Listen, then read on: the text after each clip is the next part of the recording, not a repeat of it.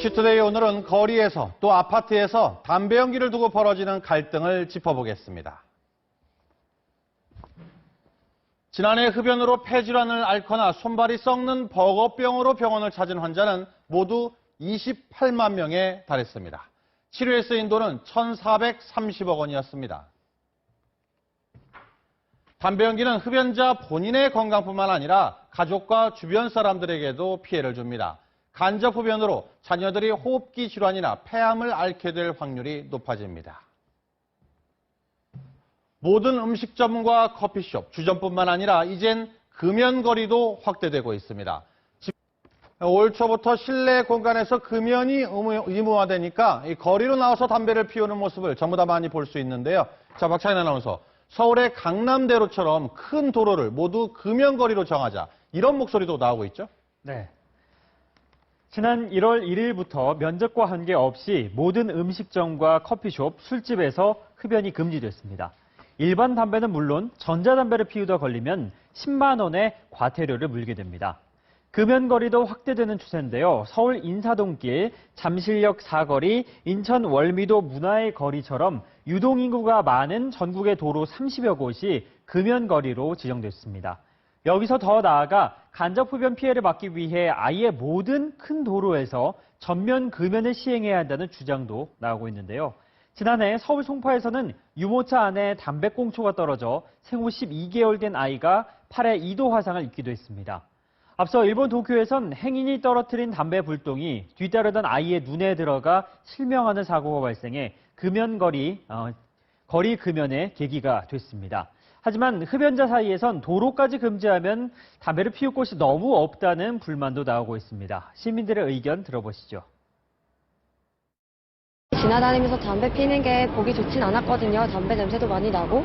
근데 아이들도 담배재 때문에 많이 피해 입는다고 들었는데 금연거리 만들어진 게 아무래도 비흡연자들한테는 더 좋은 것 같아요.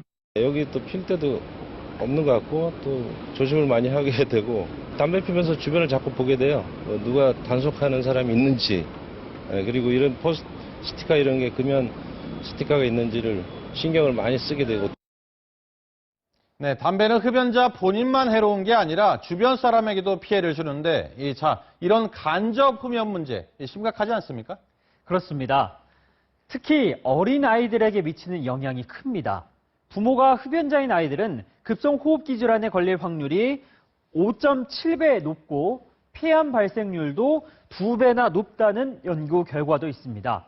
바로 옆에서 담배 연기를 마시지 않더라도 흡연자의 옷이나 머리에 독성 물질이 남기도 하고 벽에 달라붙어 있던 니코틴에 노출되는 3차 간접 흡연도 문제라고 하는데요. 관련 보도 보겠습니다. 하루 20만 명이 오가는 서울역. 바깥 흡연실에서만 담배를 피울 수 있고 건물 안은 모두 금연구역입니다.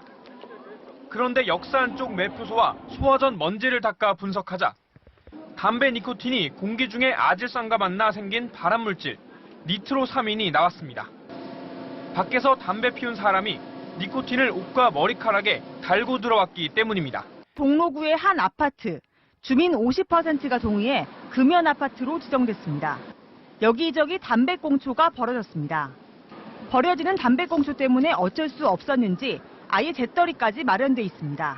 그 공고가 붙은 그 날에도 복도에서도 담배 냄새 나고 현관 나가자마자 담배 냄새 나고 있고 놀이터에서도 담배 피고 계시고. 공동주택, 특히 아파트는 발코니나 화장실 환기구가 위아래로 배치된 구조이기 때문에 아래층에서 담배를 피면 담배 연기는 그대로 위층으로 올라갑니다. 네, 우리나라 성인 남성 10명 가운데 4명이 흡연자니까 여전히 흡연율이 높은 건데요. 자, 확실히 금연하는 방법 있을까요? 조금 더 확률이 높은 방법을 소개를 해드리려 합니다.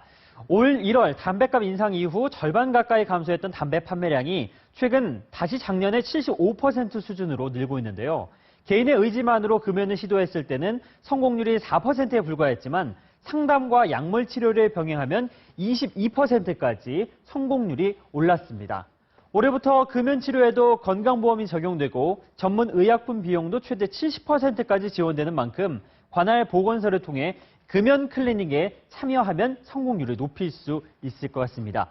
금연을 실천하면 높은 금리를 주는 적금이나 매일 담뱃값만큼 펀드에 넣어주는 금융 상품도 있으니까요. 금연 결심을 유지하는 데 활용할 수 있겠습니다.